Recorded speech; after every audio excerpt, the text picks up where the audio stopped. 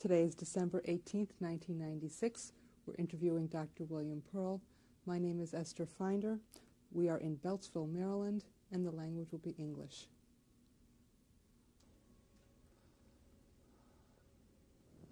I'd like to thank you for doing the interview with us today. Can you tell me what is your name, and would you spell it for me, please? My name is William, W-I-L-L-I-A-M, middle name R, middle initial R, last name is Pearl, P-E-R-L. Was this your name at birth? No, at birth my name was Willie, W-I-L-L-Y, Pearl, P-E-R-L. What is your birth date? The 21st of September 1906. How old are you? I'm 90 years plus. Where were you born? In Prague, Czechoslovakia. Then it was part of the Austro-Hungarian Empire, capital of the Bohemian province of Austria. How are you feeling today, sir? I feel all right. However, I'm suffering of Parkinson's disease for many years. And for the interview, the viewers have to be aware that I am performing under the need, with the need to present halfway a picture of a healthy person, which I'm not. I make very, very many involuntary movements. They're all part of my Parkinson's disease symptoms, and I apologize for them and ask you to concentrate on the content and not on the weird movements which you will see. This is tape 9. We are interviewing Dr. William Pearl. You were telling me about setting up a fake consulate, and you recommended to others that they do the same thing. Do you know where else they set up fake? Yes, I know Paris, and I know I think in Warsaw too, I think they did. In Berlin there was one. But they did it much better than I did. They didn't have an office there, they didn't have a sign there, they just had a stamp, and in their own office they gave the stamps. You didn't need all this. But in my personality asked for the big show. It was much simpler and it cost less money. Before I had asked you about this experience you had as His Excellency the Consul from, we had gotten in your story as far as spring of 1940. Yes. Can you pick up the story? What happened to you in the spring of 1940?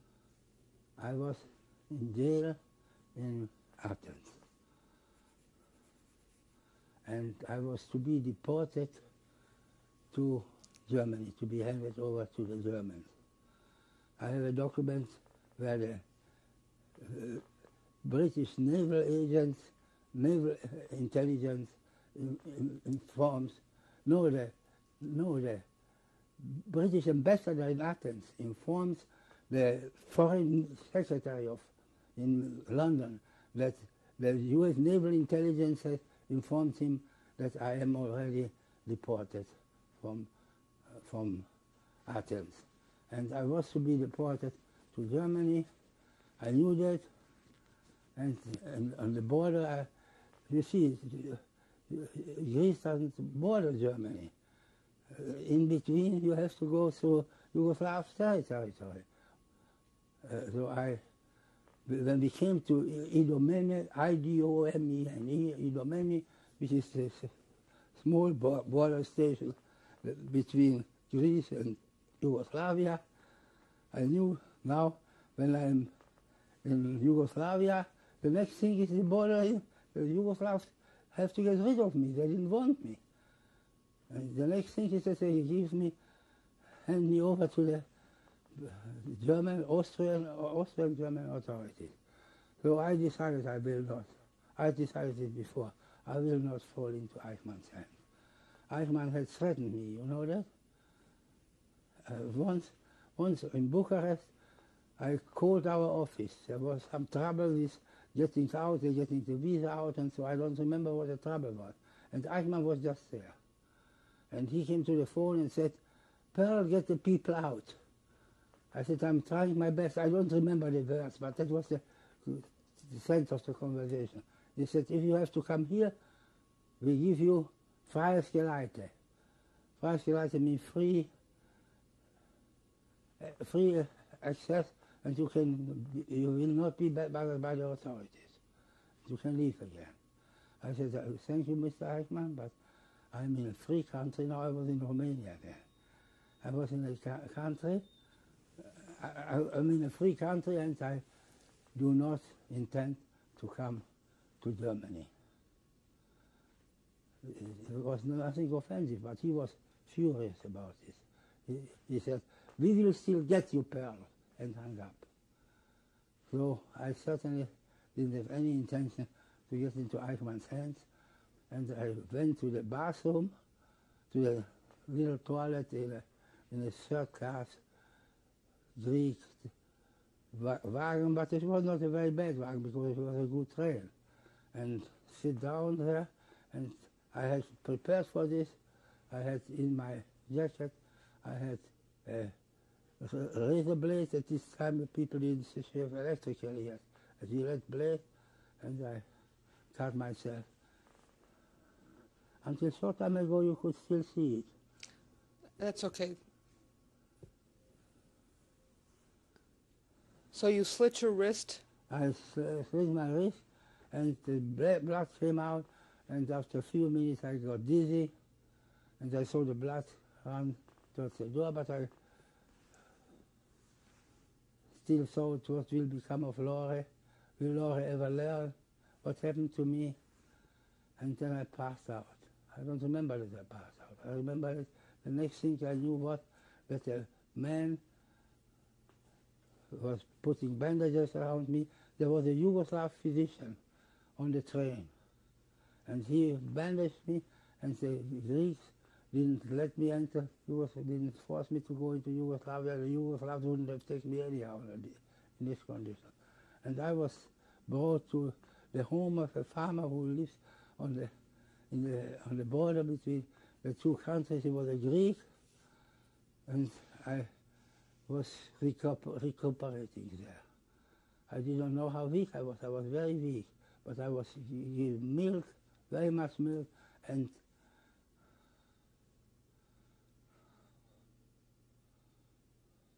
turtles. They have turtles there. They run around the turtles by the hundreds. And I got turtle and turtle soup and turtle meat. This is their main in this town there. In the meanwhile, the irgun had learned what had happened to me. I don't remember how they did it. And this Mrs. Bernstein came, and somehow, yes, the irgun came and spoke to the chief rabbi of Saloniki, that he should, the Jews were very influential in Greece. There was a very powerful Jewish community in Saloniki. I think they had the largest percentage of any city in Europe of Jews. And the chief rabbi said, to this criminal who breaks the law blatantly and brings shame upon all the Jews, no, I won't move a finger. This same rabbi, to my very great regret, was a year or 2 years later deported with all his community to Auschwitz. Now I got back again from the border, back again to Piraeus, to the jail. There I was not in a real jail in Piraeus. It was a part of a staircase which led to the outside, which was locked and was not used. And there was a door. I was living on a staircase, but it was much better than a jail. And I was brought there too, and after 2 or 3 days, a monk came to me, Father Richard Liebe, Father Richard, who had been sent by the irgun.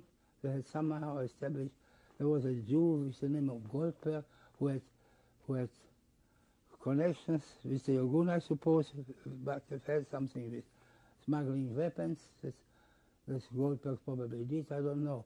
But he has contact with the irgun. He was a baptized Jew, Catholic Jew. And he worked for me to getting me a visa. Because my passport has expired in the meanwhile, and he got me a visa. He was the father confessor of the German embassy. So they got the right man.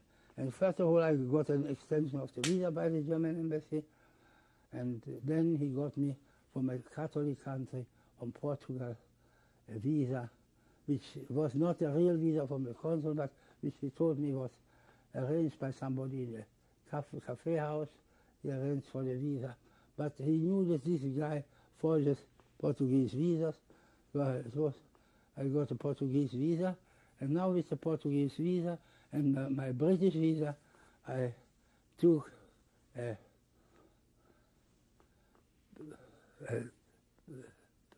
flight ticket with Ala Litoria to Portugal, which was good. It was a very good country, very few refugees there, and was not hostile to the refugees. Can you tell me what this is, Dr. Pearl? Yes, this is a document which shows how the various agencies of the British government cooperate and they're all mobilized against our undertaking. In this document, the British embassy in Bucharest informs the foreign minister of Britain that they intervened with the Romanian government, trying them to stop our activities, and that they already achieved the deportation of Dr. Willy Perl, who is an agent for this organization. Here you have involved the diplomatic service, the Navy, and the intelligence.